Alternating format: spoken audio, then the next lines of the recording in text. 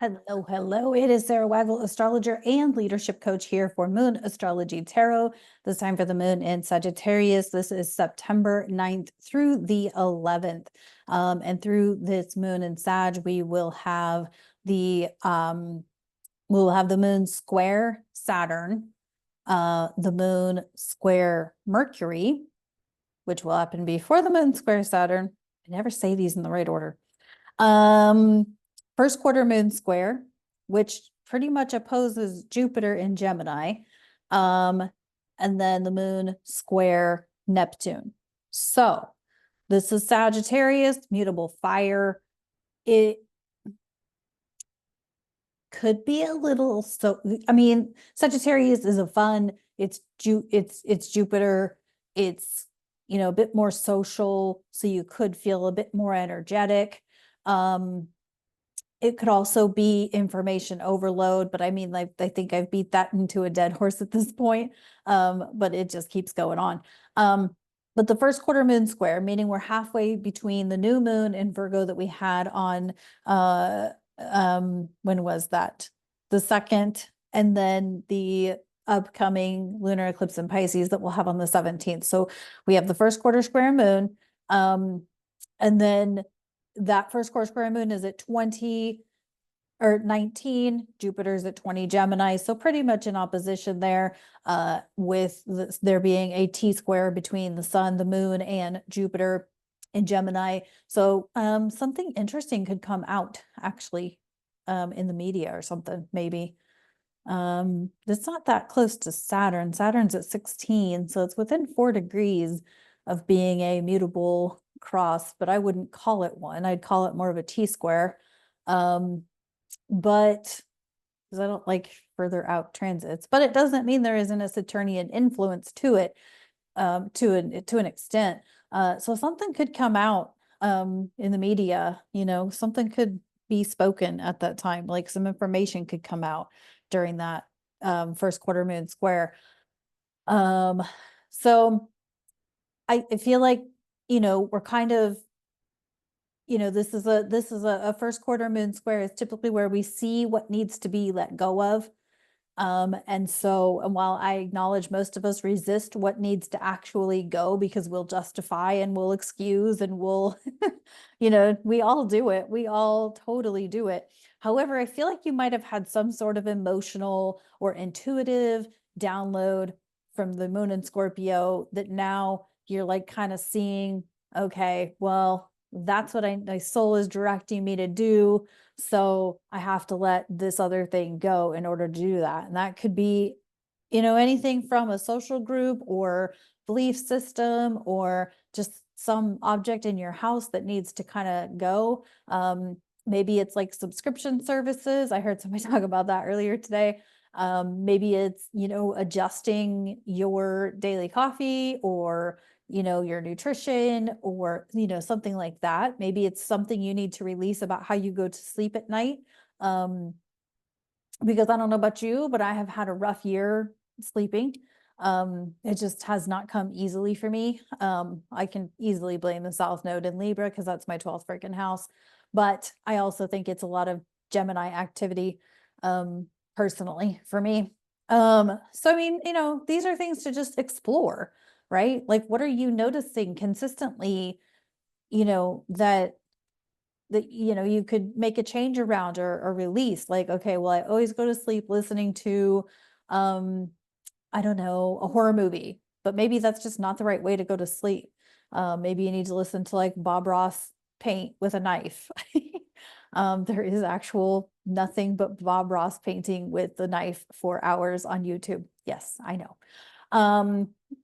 But maybe it's just shifting your nightly routine so that you can get better sleep. That's just one example, right? There's endless examples. Maybe it's how you wake up in the morning. Maybe it's like consistency in your work day so that you can have Sagittarius fun at the end of the day, sorts of things.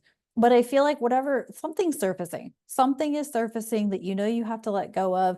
And here's the thing, if you choose not to let it go, you'll repeat the same cycles over and over and over. But also note that the eclipse, the lunar eclipse is in Pisces conjunct Neptune. So again, back to that Neptune, he's now retrograde at 28 degrees. However, we're still in that ending energy. We're going to be in it for a while. And while things are shifting and changing in 2025, you'll kind of get a taste of things in 2025, but really, I don't think the big changes start till 2026 personally, which I could be a little biased about that, but just because of what's going on in my own chart in 2026. But anyway, um, but yeah, it's we're all probably resisting because again, we can all justify and excuse why we still are friends with that person, why are we still holding on to that object, why are we still keeping a job even though we're dissatisfied, or why are we not doing the thing? Well, I don't have the money, or I don't have the this, or I don't have the that.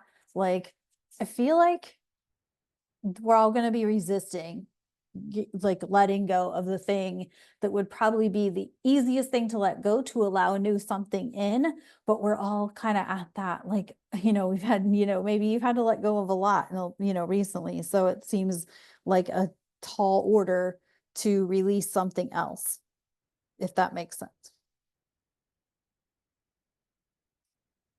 In the tarot, we have, oh, the sun in reverse, Loxana Troy in reverse.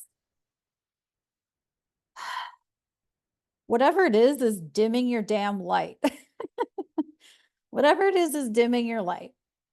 And know that sometimes things happen strategically by the universe to see if you will fall for it again. And this could be anything. Like, you get presented the same guy over, if you're single and you're dating, you get presented the same type of guy over, or you're a guy and you're dating women, same sort of thing. You get presented the same person over and over and over and over and over. Are you really going to repeat that cycle again? You get presented with a potential, mind-blowing, money-making opportunity that, oh, this one's not a scam, even though the last 10 were a scam. You know what I'm saying? Like, you know what I mean? Like, the universe strategically presents you with shit over and over and over just to see if you'll fall for it every time. And when you fall for it every time and you're like, oh, why me? I don't understand why this keeps happening to me. It's because you keep falling for the scam. You keep falling for the same guy presenting you with the same stuff, but he's different because he has this going for him, even though he's the same as all the rest in every other sort of way. You know what I'm saying? You know what I'm saying? Okay.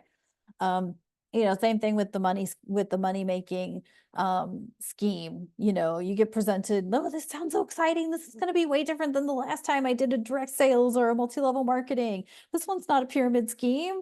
I'm not saying that they're all pyramid schemes, because I definitely participate in my own direct sales companies, but not as a salesperson, but as a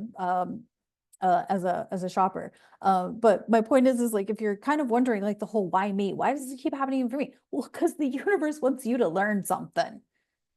So if you are, if you're regularly experiencing a catastrophic emotional meltdown every time that happens, maybe you're the one who needs to rethink and reevaluate how you respond to that circumstance or that situation. Maybe don't fall for that guy again, if that's what it is, or don't fall for the direct sales again. Or whatever it is for you. Respond differently. That's literally all there is to breaking a cycle. Respond differently. Respond differently. That's all there is to it. Maybe take on the lesson. Okay, universe, if this is what you want me to learn, all right, let's try it your way. And then what do you know? You break the cycle and boom, whole new doorway opens for you. Whole new opportunity opens for you.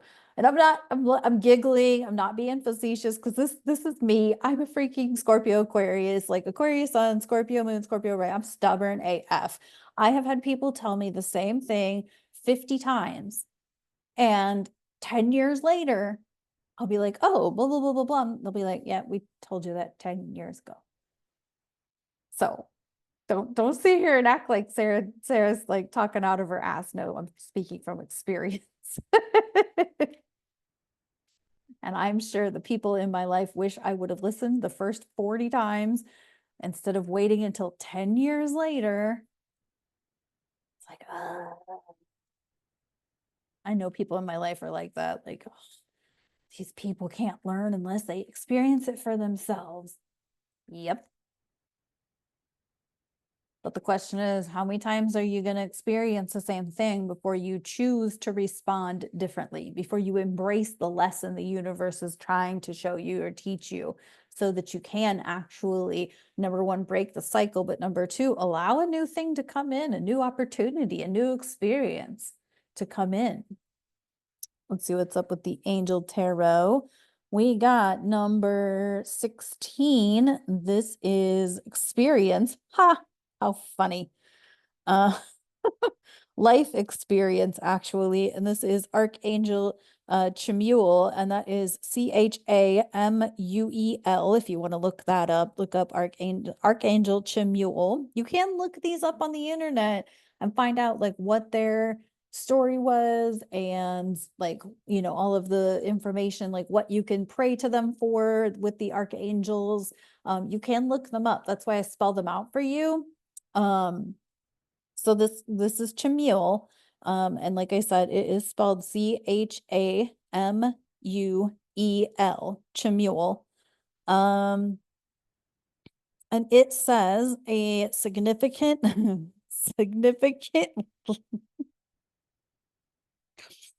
significant life event, a powerful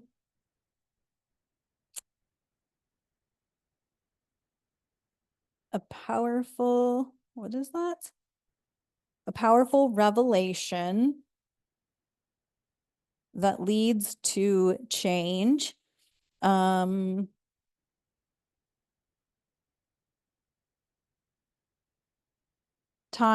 to spread your wings. Well, Sagittarius, time to spread your wings. I can't make this shit up.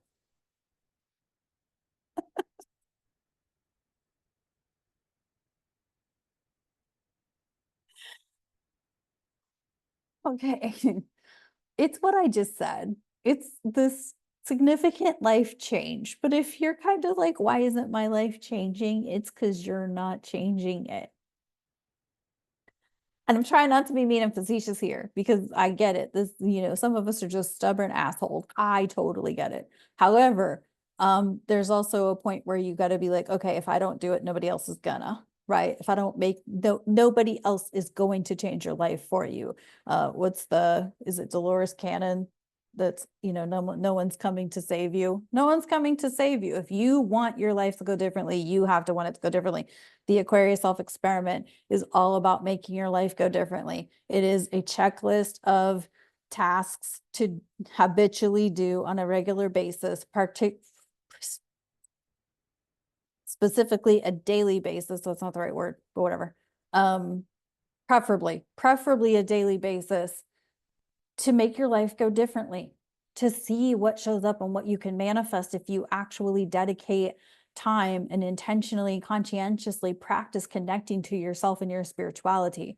So I think this card, you know, life experience, right? You've got the experience. You know what happens if you make that same choice a 10th, 10th, 1,000th, a billionth time, a bazillionth time, a gazillionth time. You know what's going to happen. Why not have it go a different way? Why not choose to respond differently? Why not choose to take a deep breath?